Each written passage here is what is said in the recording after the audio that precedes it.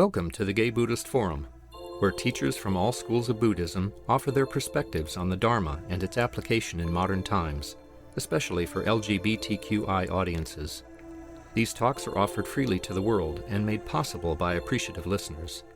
If you would like to support our efforts to share the Dharma with underserved audiences, please visit gaybuddhist.org. There you can donate, find a list of upcoming speakers, or enjoy many hundreds of these recorded talks dating back to 1996. Custom to go around and introduce ourselves here with our names. And today's question is, where were you born, and did you live there for any significant length of time? Just yes or no, as you define significant. My name is Bob. I was born in Port of Spain, Trinidad. No. My name is Will. I was born in Palo Alto. Yes. My name is Carl. I was born in Philadelphia, and I lived in the same house from birth till 20. My name is Frat. I was born in Istanbul, Turkey, and I lived there. Yes. I was born in San Mateo, and yes. My name is Jim. I was born in Roswell, New Mexico. It seems like it must have been millennia since. My name is John. I was born in Honolulu, Hawaii. Yes. I'm Patrick. I was born outside Altoona, Pennsylvania, and same house from birth to age. I'm Snake. I was born in the vicinity of Tulsa, Oklahoma. No. George, Portland, Oregon. Yes. My name is Kurt, Venezuela, and yes. My name is Baru. I was born in Tiberias, Israel. Yes. My name is Roger. I was born in Wallasey, England, and we moved, I'm told, from that house within a few months because we were on a direct run for the bombers from Nazi Germany. And so I escaped. I'm Nicholas, and I was born in San Pedro, California, and I stayed there 22 years, and went back a couple times. My name is Steve, Philadelphia, PA, left less than a year. Peter, Niagara Falls, shortly thereafter. But Newark, New Jersey, no. Andrew, No. I mean Sacramento, California. Sacramento, California. Answers in that. Lee, Philadelphia, yes, but not until I went back there to graduate school at 21. Martin, Tianjin, here in Beijing. Bill, Dallas, Texas. Too long, yes. Jack, St. Louis, in the state of Missouri. I grew up there. Yeah. Jim, Ross, California, I think 2 nights. Puerto Rico, California, Michael, Miami, Florida. Yes. Did we miss someone else? And your name is? Mark.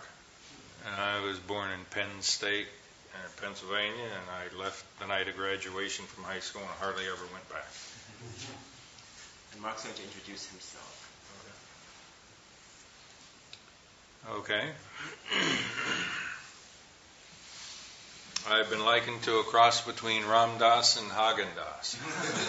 So you can expect most anything from me, and you'll probably get it. Some of my friends just call me the Grin Reaper or the Cosmic Court Jester, whatever. I'm here to kind of manifest play, the universe of play, and I want to inspire that and emphasize that. And in doing that, I decided to talk about most of my training is in Taoism, 22 years. I sat with Suzuki Roshi in Tassajara for a couple of years before he died, so I'm not unfamiliar with Buddhism.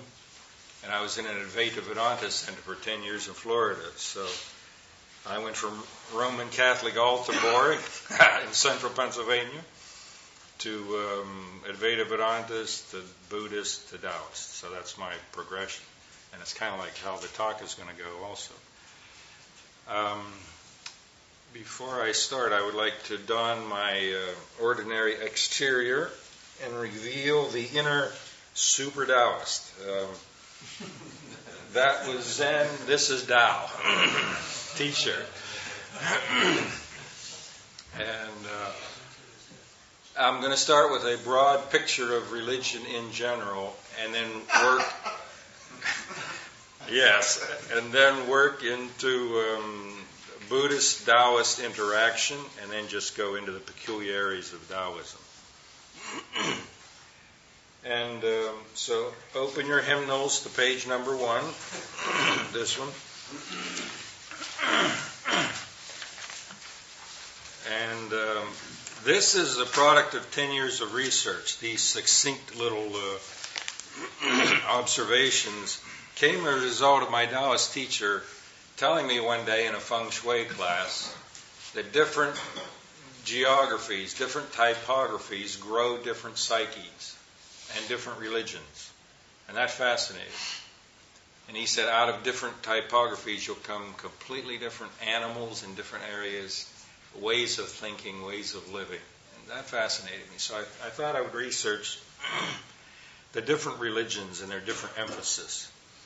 And this is what I came up with after 10 years. And I've given 2-hour talks just on that alone, and so I've got to do this, plus the vinegar tasters, plus 10 minutes for questions and answers in the next hour. So I'm going to travel pretty quick. But you can study this at home later if you're interested.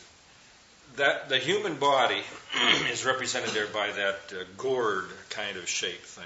India at the top, China in the heart center, and the West, the lower center. And those 3 centers are very big in Taoism.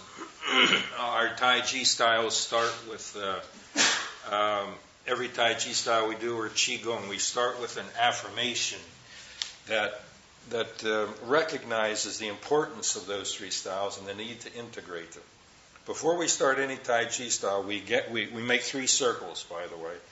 We gather from the earth into this part of the body and then run it down through the legs. So you see you're gathering from the earth, bringing the earth energy into this area. The material, the root, the physicality, your physical health is maintained here. And you run it out your feet and return it to the earth. And as you do that, you sink into the earth and we say to ourselves, I am rooted in the earth. It's an affirmation of our connection to the earth. Then you gather from the horizon into the heart center and you return the energy to the horizon. And as you do that, we say, I give to humanity. Gathering from the horizon where people live and returning it from the heart center to the people. So I give to humanity, and then we gather down through the top of the head and out the feet. And that finishes the 3rd circle. And we say to ourselves, I receive my inspiration from heaven. So those 3 centers are represented over the 3 major religions. I am rooted in the earth. I give to humanity. And I receive my inspiration from heaven. The physical, the psychological, heart, psychological, emotional center, and the transcendent part of our bodies. There are 3 different energies. This is kind of gross, and this is a mixture of the 2, and this is very subtle, out the top of the head stuff. So I studied the different typographies, and I realized that our Christianity, Judaism, Islam came from Egypt mostly. The Tigris-Euphrates, the very fertile Tigris-Euphrates and the Egyptian Nile were all heavily influenced by Egypt. Judaism, got the one God theory from Akhenaten, the Egyptians. And the Greeks, most of our philosophy and religion came from Egypt to the Jews, to the Greeks, to the Europe, to us. And there isn't just the columns from in the Egyptian temples, Greek temples. They didn't just inherit the columns. The Greek philosophers didn't just inherit columns from the Egyptians. They inherited a lot of their thinking, a lot of their interaction with life, one of abundance. The Egyptian Nile was an area of incredible physical abundance. The Nile would come down every year and deposit fertilizer, silt, made it easy. And I don't know if you know this, but you can travel up and down the Nile totally effortlessly. The wind goes down towards the Mediterranean. The Mediterranean sucks the air from the hot desert of Africa. So if you want to go down the Nile towards the Mediterranean, you put up your sails and it blows you there. If you want to go the other way, the river flows the other way from the Mediterranean down Africa. So either way, it's effortless travel.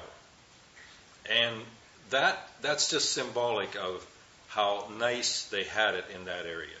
And the fact that they were all connected with the Mediterranean and all the civilizations, there was this emphasis on boat travel, communication, commerce, interaction with a lot of different groups of people in different languages. And so our religions were infused with this sense of abundance, physical abundance. Physical life was good. It beckoned further exploration, so they were very adventurous. The Chinese refer to us as big-nosed adventurous people. And it's because of the typography and the abundance of physical harvest, and it was a real cornucopia. And so it encouraged travel, communication, and these are all things that here in the West, we're most interested in: materialism, individualism, and the external world. That's our emphasis. It's our genius, and it's also our horror. So, Judaism, Christianity, Islam were heavily influenced by the Egyptian with this sense of adventure, travel, exploration, communication, commerce, capitalism, that sort of thing. It's all interconnected, and it's all because of the typography of abundance. Okay. China is most interested in society, interpersonal relationships, and ethics. China has just the opposite problem that we in the West had. They were totally confined geographically for thousands of years. They got the Mongolian desert above them, the huge Kunlun mountain range to the left, an ocean to the east and south. So they kind of grew independently of everybody else. They grew their own peculiar Taoism is what they grew. Taoism is the only religion indigenous to the China soil. Everything else was an import. And I don't regard Confucianism as a religion. There's no transcendent aspect. It's more of a philosophy. So China is isolation due to the topography. And a lot of people were growing in a small area where there wasn't very much, you couldn't grow much. I think there's only about 20% of China is, you can grow things. What's the word? Arable? Arable, yes. Couldn't think of the word. So you had this massive people in a small area, in a small growing area. So growing, they created steps up the mountains and everything, and growing became important. So this religion and philosophy of life of quietly watching things grow and trying to figure out how to grow things better, basically, to feed all these mouths. And when you're confined like that, you have to learn to get together with each other. It's total chaos and anarchy, like in the West. So Confucianism was a genius, and he created social order. And to this day, there's only a handful of police in all of Beijing, and these thousands of people on their bicycles, and now it's cars, just swimming like schools of fish. Did you ever go down a Chinese street? I go to China a couple times a year. And, it's like schools of fish going around your car and their bicycles. And, if they go backwards, it doesn't matter. Nobody gets excited. If somebody's going totally against the current, no big deal. There's just a sense of order, and it's mostly because of Confucian genius, I feel. Anyway, Their emphasis is social. They are social geniuses, interaction. Everything is understated. Everything is polite. Everything is done in good taste. And it's because of their typography of isolation, concentrated in a small area, not influenced by hardly anybody else for a long period of time, having to learn to get together or perish. And they learned to get together for the most part. They kept being attacked by the Mongolians all the time. But in and of themselves, the Han race is fairly peaceful in general. So, and their psychology is social psychology. If somebody screws up in society, they sit them down and say, now, you're embarrassing your family, you know. It's all social psychology. They don't have a personal psychology like us. So their genius is social. And if you notice on the left, I have the specifications, and on the right, I have their limitations. In the West, I forgot to mention this, our energy goes in the material world. We're extroverted, adventurous, creative. Nature is to be conquered, get it? But if you go up to China, nature is to be intuited. And they say about religion, if religion doesn't help me grow my rice, I'm not interested in it. And Taoism helped them grow their rice. And then Buddhism came in, but I'm going to get up to that in a minute. So nature is to be intuited, not conquered. Because of physical isolation, it develops a society that endures. Yes, it's an incredibly stable society. You know, the Mongols came down, and you know what? Within 20 years, the Mongols were dressing like the Chinese and learning the Chinese language. They just absorbed anybody that came to them, just to the power of their civilization. It doesn't matter who conquered them, they would just transform them into Chinese in no time. Very cohesive and very enduring. Only social psychology interests them. Analog thinking pervades language, social structure, eating, and so forth. The way they eat is, you know, the big dish in the middle, and they all go to the, you know, with their little bowls and into the middle. So they take out of the center. It's their periphery, and they go to the center. Get it? We get our little dishes and our forks and our knives, and we're cutting away, and there's no central hub to our eating and our lives like they have. Their society is incredibly ordered. Yeah, right. Now they're all watching TV, like us. And the scholar sage is the most revered. Here in this country, it's Donald Trump.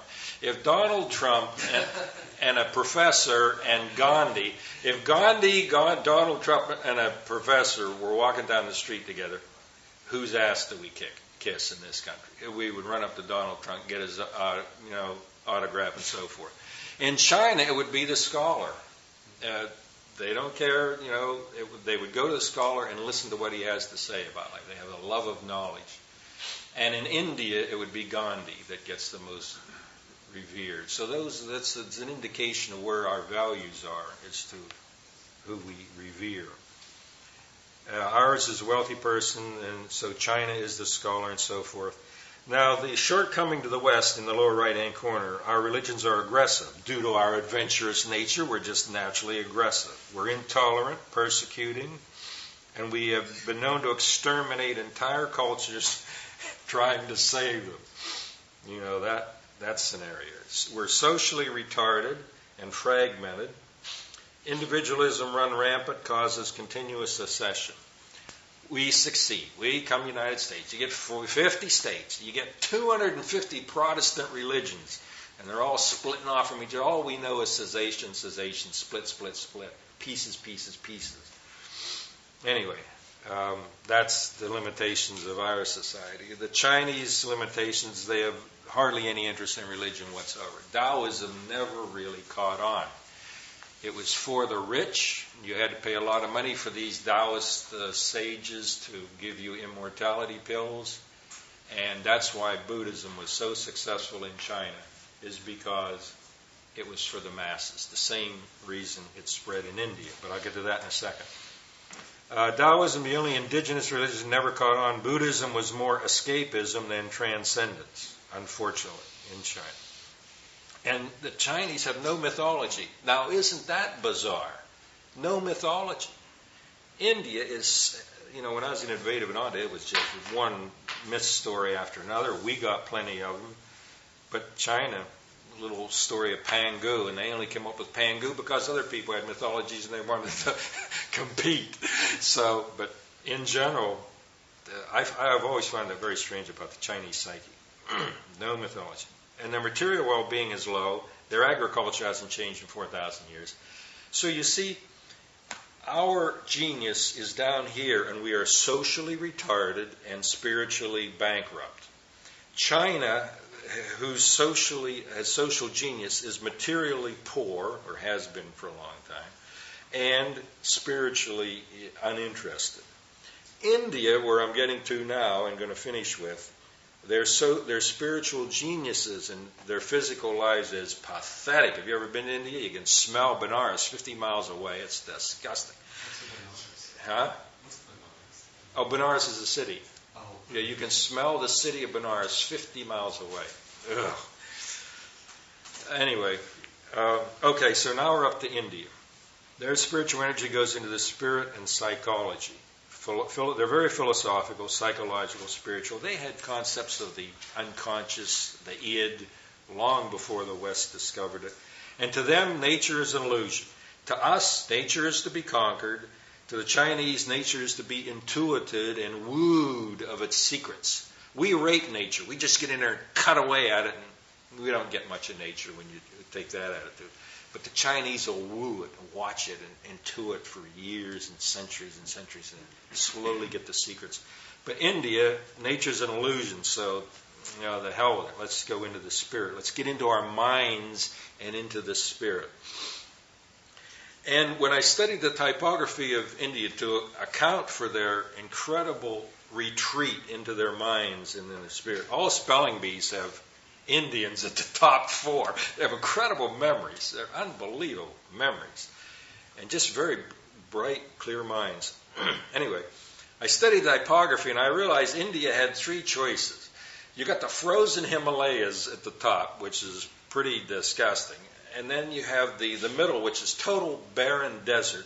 And then you have southern India, which is 120 degrees, so they lay around in hammocks and drink beer all day.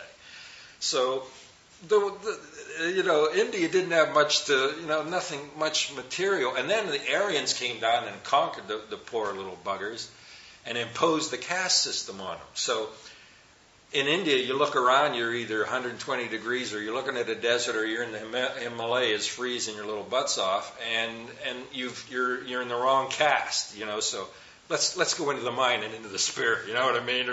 What else can you do in that situation? So the typography India is not very enticing, any one of those 3 areas. And because of the Aryans coming down, and I don't even know if you know this, they're the ones that imposed the caste system on India. India didn't have a caste system before the Aryans came down. And of course, the Aryans put themselves at the top of the caste, the Brahmins. The Brahmins are mostly Aryan. And so they squished everybody down in their little categories, keep them there, and reap the benefits. Okay. Which brings me to Buddhism, or almost. Nature's an illusion, their environment's one of extremes, yep. Because these extremes, the caste system, they went into mind and spirit. Yep. Incredible mythology and psychology. Oh yeah, layered unconscious. They are the mother of most great religions. The holy person is most respected. Of course, their limitations, their caste system is repressive. Ignorance, poverty, superstition, and lethargy abound. They're materially poverty-stricken, and you can smell Benares 50 miles away. Okay.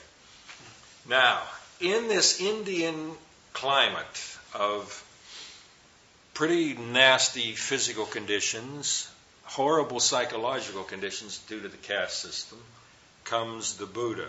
And the Buddha was pretty much a Kshatriya revolt, if you know what I mean by that. He wasn't a Brahmin. And the Brahmins had the religion locked tight, just like Roman Catholics did in the medieval time.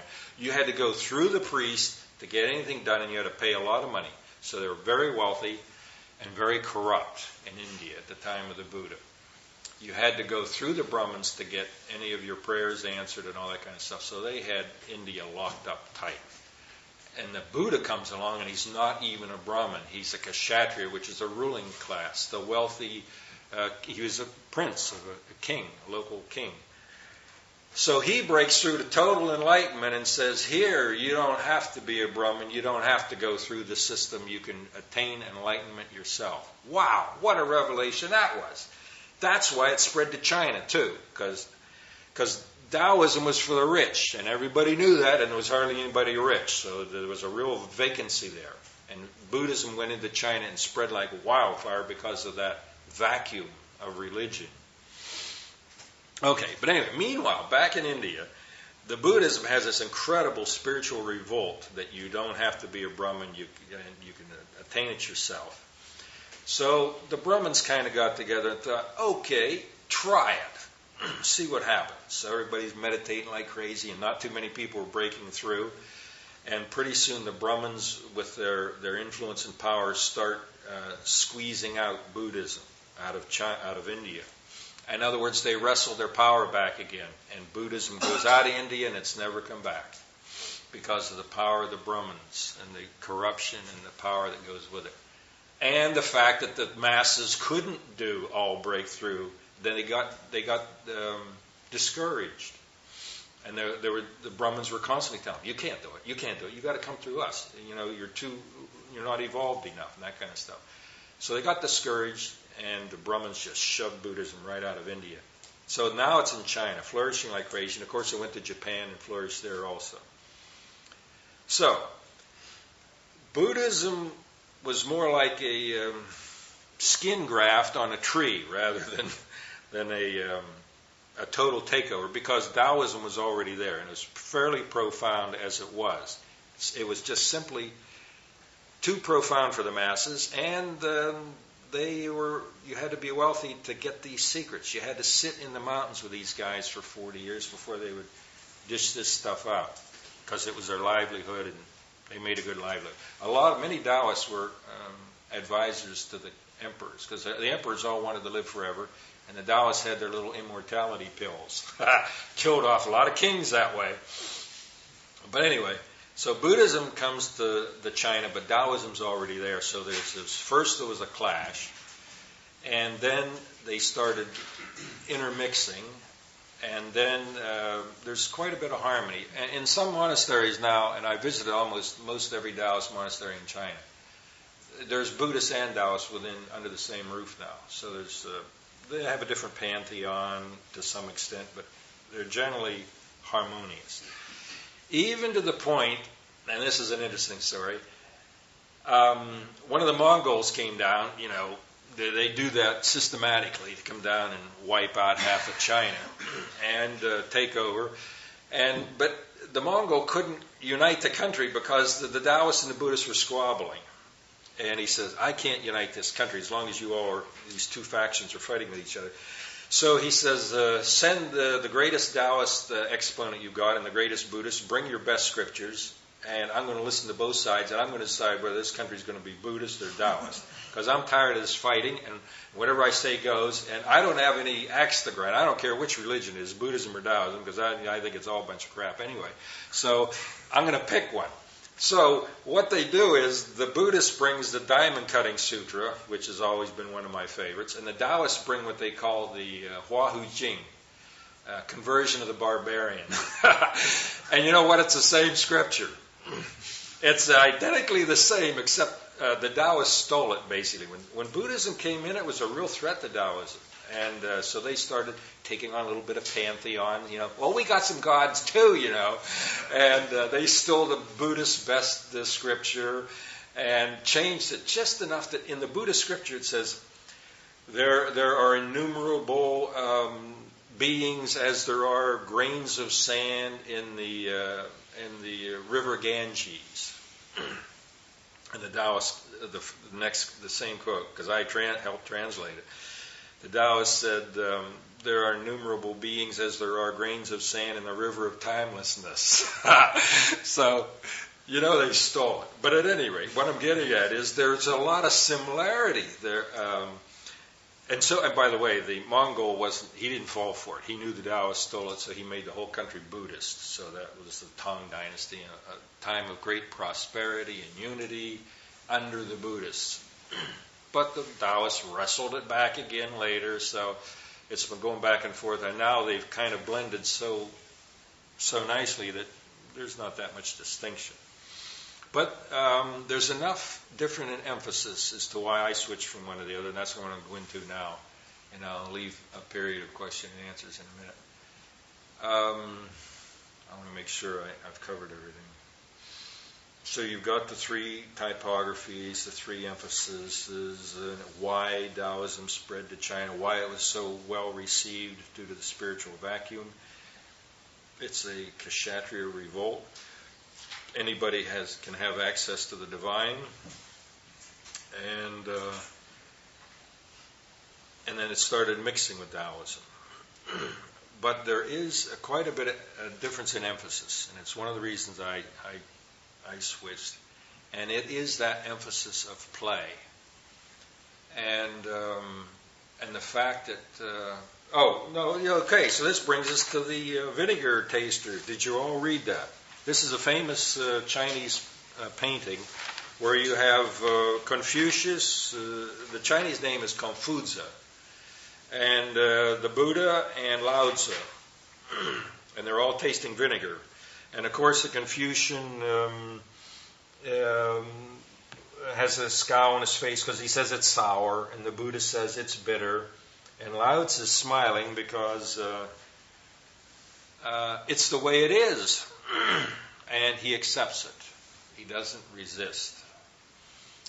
And this is a lot of difference I've noticed, and that is there's an element of play. There's not an element of suffering in Taoism, hardly at all, because they don't suffer that much. And this was my problem. When I was sitting there with Suzuki and all the rest of the Buddhists, and we would have and I'd listen to his wonderful talks every Sunday, there would be discussions about the nature of suffering and so forth. You know, as a Christian, it was all sin. You see, most religions have one eye on heaven. You know, it's like the Christians, trying to be good so they go to heaven for eternity.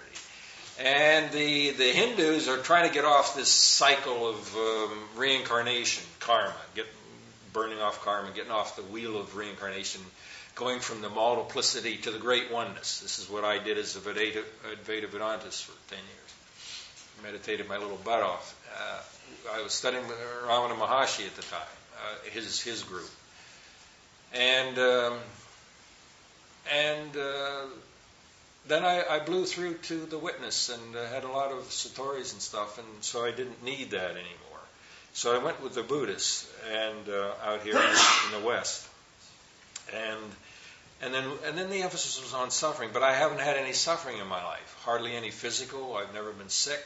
It's because I do my Qigong, by the way, and my Tai Ji every day. I was thinking of maybe coming here one time and just give a demonstration on the meridian system and how to move to activate the meridian system.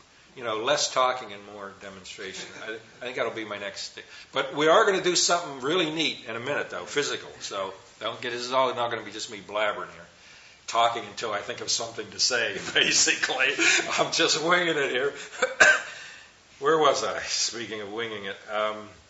The difference in emphasis. So I personally haven't had any really suffering, physical, psychological, or spiritual.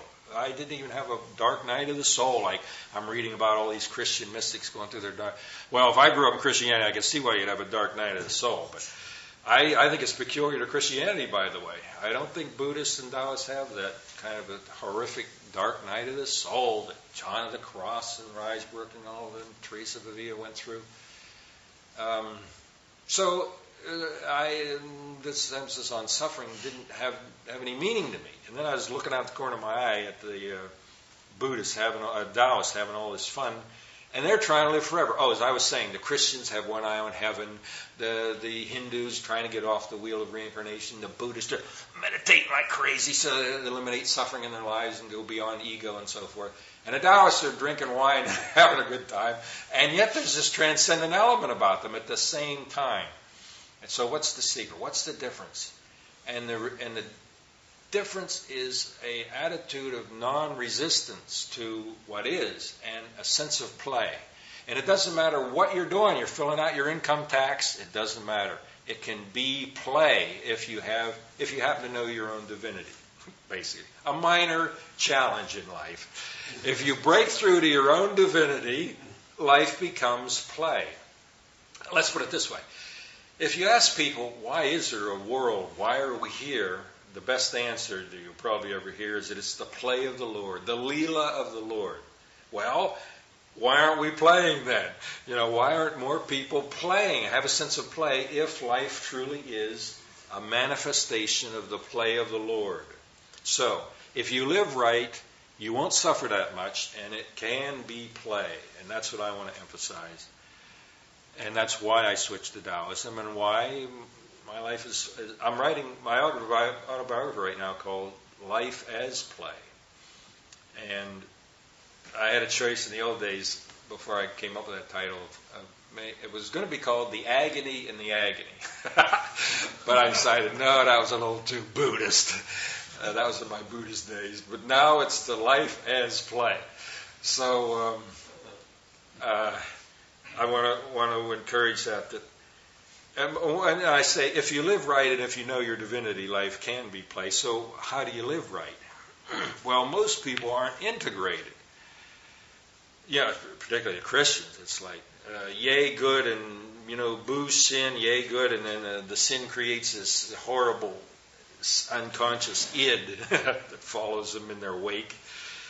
And the Buddhists are trying to get away from pain, and they actually cause it, not realizing it.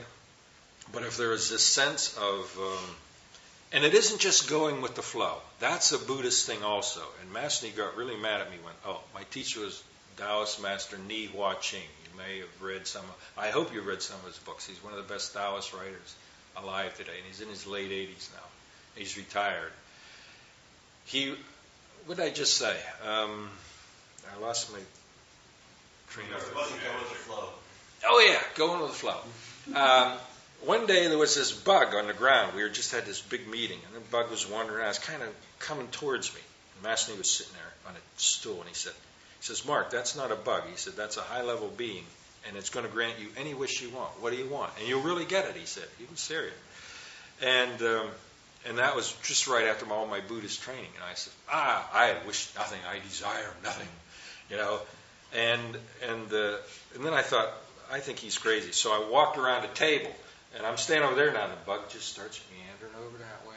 So I will go clear around the table over here, and the bug goes clear around the table, and it took about 10 minutes, so I come back to where I was. Master Ni's still sitting here, kind of looking at me like, I told you. And the bug goes in and goes underneath my shoe. And then about 2 minutes later, I lift up my shoe, and it was gone. And then Master Ni said, you fool. He says, you could have had anything you wanted. And I says, well, I've been trained not to have any desires. He says, oh, that sounds Buddhist to me, he said. And I said, yeah. And he said, going with the flow is nice. But he says, what if you don't like the flow? He says, you have the creative spark of the divine in you. You can change the flow. And he said, that's a significant difference between us and the Buddhists. It isn't just a matter of going with the flow. If you don't like it, change it. Because we all have a spark of the divine, the creative, what's the term? The spontaneity, to emerge, novelty. We have the power of novelty which infuses every instant. You get the karmic past infused with novelty in every instant. And that's what creates the future.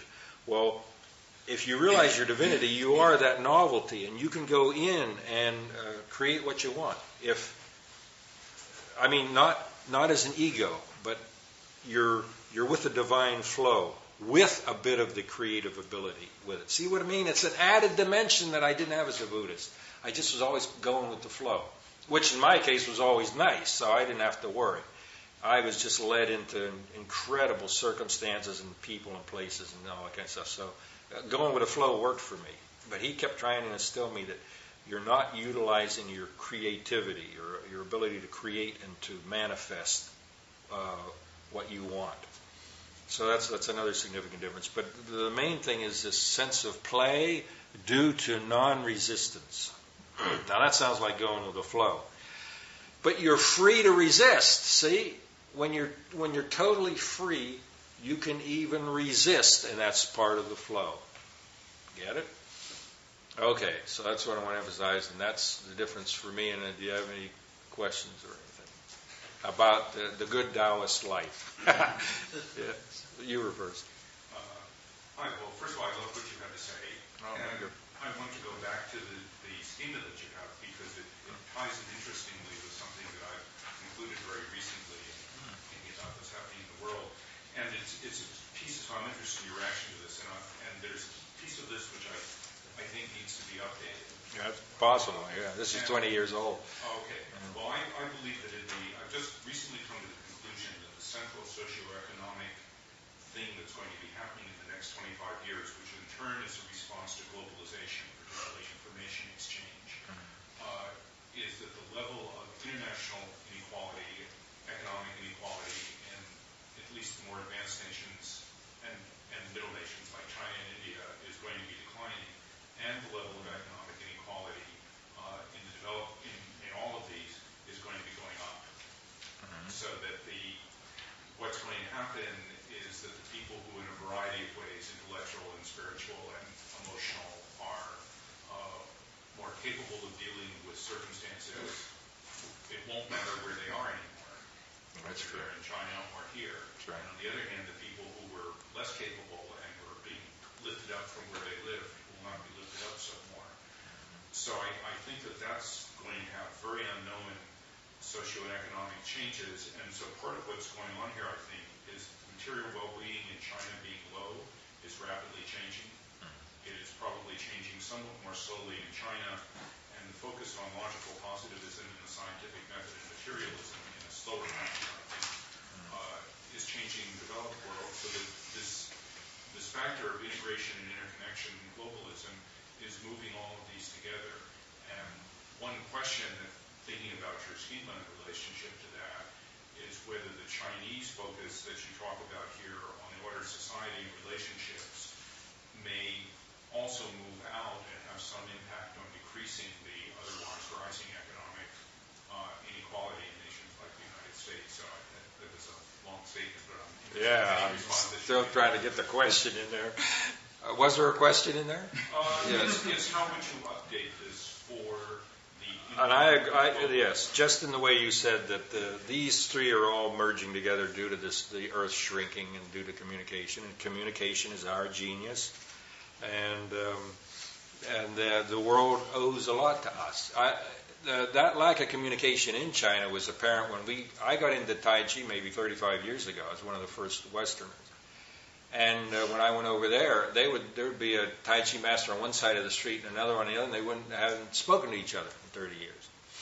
And when we brought the Chinese masters to the United States and we had Tai Chi tournaments, the masters would all stand in the four corners with their little group of students and scowl at everybody else in the other four corners and look down at everybody else. Oh, our style is superior to theirs. And that went on for about 10 years. Finally, just due to the American influence of bringing people together, they started interacting. And now the Chinese masters, they socialize together. They're best friends. They get together. And now they're tripping over themselves, giving out their secrets because the guy next to them gave out the Qin style secrets. Now the Yang style is giving out theirs. And everybody's... So 20 years ago in China, they were isolated, all feeling superior, and very stingy in giving. I had to, sleep with the pigs for a year and a half just to get a couple of crumbs from them, And then I come over here, and in Marin County, these rich Marin ladies call me up and say, "Oh, you have a Tai Chi class?" "Yeah." "Oh, well, I'm in San Rafael. That's a 15-minute drive. I couldn't possibly consider that." So, all right, forget it, lady. Boom. What was I getting at? So I agree. Things are breaking down, and that's an example of how just 20 years ago the Chinese were isolated, feeling superior to every other teacher and every other style, and within 20 years of just coming to America and the pressure of us to squeeze them all together and get to meet each other, it's one big happy Tai Chi family now in all the tournaments. It really is. We're all sharing information, that styles are intermixing, and it's just wonderful. So China, they owe us a lot. And we owe China a lot, too. Yes. Why are they coming down so hard on Falun Gong? Because they're justified to some extent in fearing it, because the Falun Gong is their Qigong is legitimate. I founded the National Qigong Association, me and a couple other people. And so we've included Falun Gong in it because their Qigong is legitimate. There's nothing totally weird about it. Matter of fact, it's very basic. They think it's the best Qigong on the planet, of course, but they just don't know anything else because they're fanatics. The problem with Qigong is that their leader is a egomaniac. I mean, he gets his information from UFOs, and he thinks he's God incarnate, and it's a cult. It's a powerful cult with a lot of followers, and so the Chinese government isn't going to allow anything like that to happen, without keeping their heel on their throat. So just due to the fanaticism of the followers and the power of their leader, who's since escaped, and he lives in New York now, I believe, they are very suspicious of him and try to keep them under control and throw the fanatics in jail and so forth. It's paranoid. The Chinese government is overreacting. I told them 1,000,000 times every time I went over there, I said, look, if you really want to get rid of if you want to make Falun Gong harmless, is don't suppress them, because that makes them martyrs and mysterious, and maybe there is something there. Let them get out there and parade around and show their stuff, and everybody will see how ridiculous they are. That's how you get rid of them. Let them rear their fanatic little heads, and their own fanaticism will be, it's kind of like what we do in this country. We don't suppress the KKK. We let them walk down the street, and everybody just sees how horrible they are. See what I mean? That's the best way to control something, is to raise it up. It's a Taoist principle. It's a fighting kung fu principle. If you want to lower somebody, and if you just push somebody straight, they go back a few feet and they come right back at you. But if you raise them when you push them, they end up on the ground. So if you want somebody to go down, you raise them first. And if you want somebody to go up, you push them down, and the resistance will pop them up. And Masni did that with me. I was a very outgoing student, and he kept squashing me down and embarrassing me in front of groups, and made me sit in the corner and keep my mouth shut, because I had all the answers, of course. And every so often somebody would say, why don't you let Mark go out and teach? No, he says, he's half-baked. He says, I got to stick him back in the oven. He's only half-baked. And he would keep sticking me back in the oven. And finally he let me go teach after 20 years. And but what I'm getting at is, I hadn't reached my full potential and power. So he kept that down, which built a pressure, which grew it. See what I mean? And then when he released me, boom, I opened Taoist centers all over this country. See what I mean? So he wanted me to spread, but he knew how to do it, which is hold me down for a while and build that charge. And then I exploded. Okay. And the opposite is true. Raise somebody up, and they're down. We don't know these principles, these yin-yang principles in this country. We get a bad guy, we just try to get rid of him right off the bat. One of the emperors, I'll get this. How much time do we have? We're about out of time. Why don't you finish your story? Okay, this one quick story. It's a cute. The emperor had a secretary of defense, we'll say, who was plotting against him. He was getting the army, going to overthrow him, and the emperor's guy said, "Hey, he's plotting against you, and he's going to overthrow you. Let's cut his head off and eliminate the problem." Typical Western approach here. And the emperor says, "No, I'll handle the matter." So the next day, he goes out on the balcony to all the followers and says, "I have raised the Secretary of Defense to Vice President of the country, and he will now be mixing with you all and bringing back messages, and we'll learn how to run the country together." In other words, he elevated him. And he's a real sneaky, conniving little guy, but the populace didn't know it, of course. So if he had just cut the head off of the great army general, the populace would have revolted, because they didn't know what he was like. So he raised him to vice president, sends him out into the public as an ambassador, and they all get to see what a scheming asshole he was. And so they said, "Get rid of this guy, he's no good." And then that's what got rid of him. See what I mean? He elevated him first in order to let his own inner corruption reveal itself, and that's how you get rid of him. In George Bush's case, cut his head off. Let's not elevate him too high. Okay, one last question, I guess. When you were a Buddhist, what was it, Zen or Narmishan? It was Zen, yes. With Suzuki. Okay. Because the reason why I was wondering, because I just started getting into Nairishan Buddhism in the past, I'd say 3 months or so, and my experience hasn't been anything like yours. I mean, they do believe in taking action, so that's what I was wondering. I mean, they do talk about suffering, yes, but they do, through chanting or inner work, do talk about taking action. So it's been a different experience for me. Good. And my experiences with Buddhism is almost, Suzuki Roshi died in 71, I believe. That's when I left Zen. 78, 9, God, 23 years. Yeah, that's 23-year-old stuff, and I'm sure all of you have evolved way beyond that. I just want to emphasize, have fun, play, and but it all is predicated upon realizing your divinity and manifest your divinity wherever you go. Everything is sacred. You're sacred. Everything is sacred. We need more sanctity in this world. You know what I mean? We got enough psychotics running around, and we need more saints. We need more sanctity, and it'll be a lot better world. Okay, thank you. Okay, sure. Can we have announcements, please?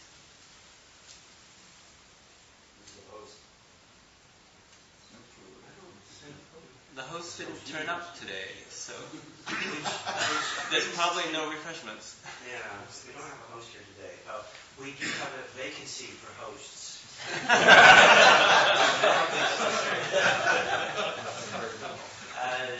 So if anybody's been half thinking about it, see me afterwards. So since we don't have hosting an announcement, we can't have speakers like Mark and others unless we have a Donna Bowl where everybody contributes. We can't have newsletter, we can't have an Hamilton project and so on. So Donna Bowl's out there. He asks people make a minimum $5 a minute donation they can afford it, less if they can't. That's it. And there's a sign-up sheet for anyone who would like to get the newsletter. Outside Donna Bowl. Any other? A reminder, the talks are available on the internet at the GBF website, gaybuddhist.org. Except probably having Mr. Bush covered, there will be exiles from the publicly available talk. Yeah, what the heck. GBF could shut down next week. Homeland Security knows. Yes, it's the obvious problem, not ours. That was the end. Are we ready to stand in the circle and hold hands?